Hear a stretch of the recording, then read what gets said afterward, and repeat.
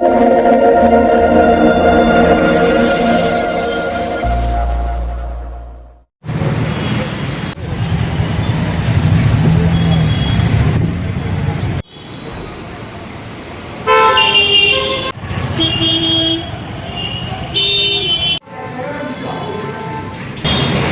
দুপুরবেলা রাজেশ দে নামে একজন ব্যক্তি আমাদের থানাতে এসে কমপ্লেন করে যে ওনার মোবাইল নম্বরে 8837011541 এই নাম্বার দিয়ে একটা কল আসে।